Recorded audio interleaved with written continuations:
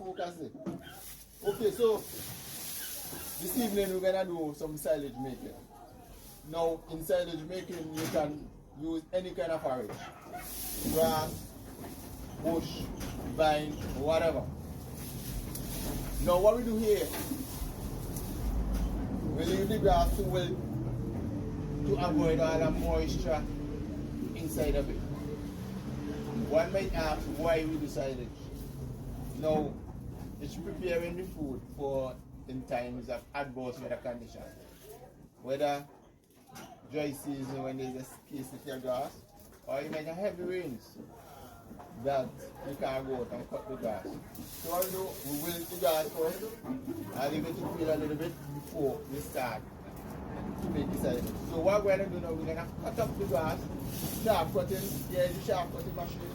We'll sharp up the grass and then we'll go through.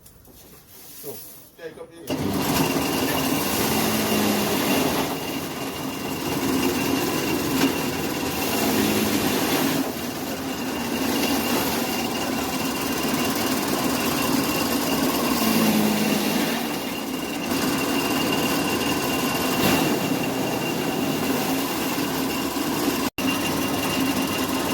mixing the silage.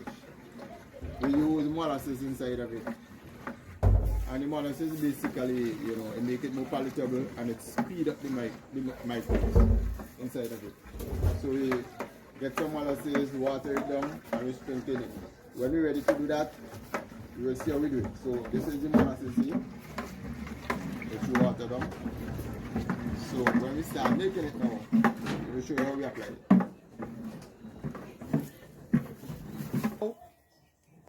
We had the grass already cut, so we're gonna do now. This drum is known as the silo. So we're gonna pack them into the plastic drum and then we will explain the process. So we put a portion inside it first. So a portion first. And then Najee, we're gonna do the compaction. Right. Is to get that compact.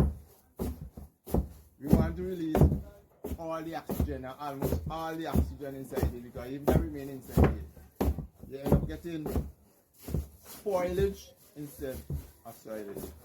Start smelling bad with a whole heap of water and so on. So we compact, and after each level of compaction, we apply the molasses. So after he has compact that, right? After he has compact that, we're gonna add the molasses. You can send distraction from other places, but we have to concentrate from what we're doing. Guys, this is mix already, right? So what we're gonna do now, just sprinkle some inside it. Like this. Right. If you want to whole set of molasses, just this. And after that, we're gonna add another layer. Add another layer and we come back. If you notice, we allow the grass to wilt, to boil up a little bit because we're trying to avoid the excess moisture inside of it. Okay, as I mentioned before, you can use any kind of forage, whether bush, grass, anything that the animal is eating. You see that trumpet bush. Some people use mango bush, breadfruit bush. But on this farm here, we use grass. Right? Maybe we could use the elephant grass, the guinea grass, napier, dwarf elephant, whatever. But mainly here, we use grass.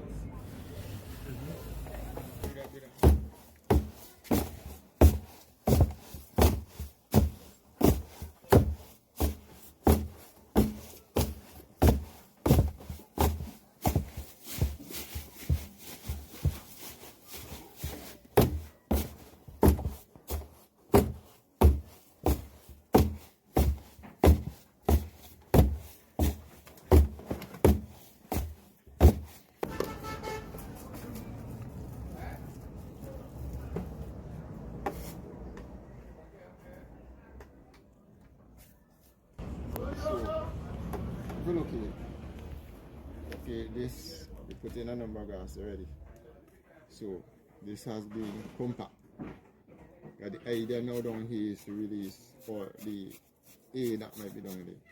And then after that, now you sprinkle the molasses. The molasses is to make it more palatable, and also it speed up the microbe. No, normally we leave it here for like 21 days before we open up our feed.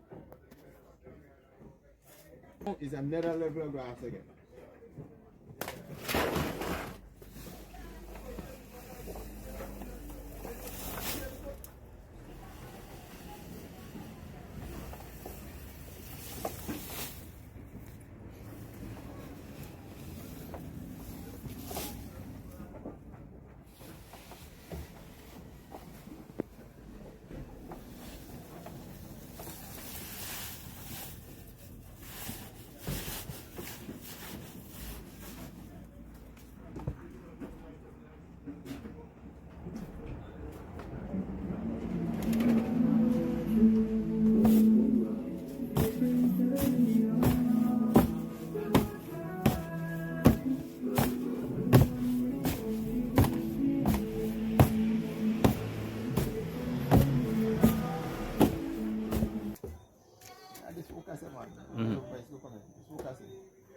Now this has reached to the top. Okay, after all the compaction, what we're going to do, we're going to put another layer or two on top of it, and then we close down. Right? So we're going to pack some more, and then we compress, because it has to be high. We don't want air inside of it. So after this, we put on another layer, and then we close down.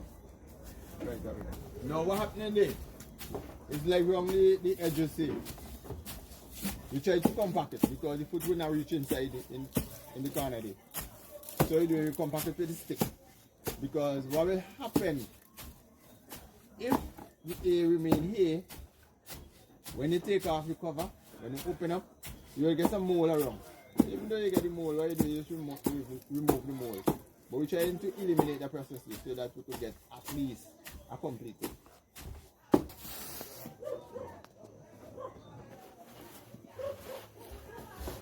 Okay, so what we're going to do now, we're going to try and compact that a little further.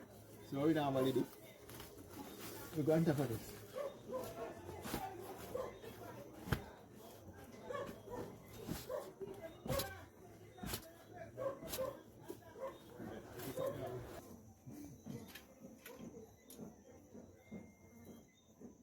Okay, so what we're going to do now, we're going to make sure cover down this rim.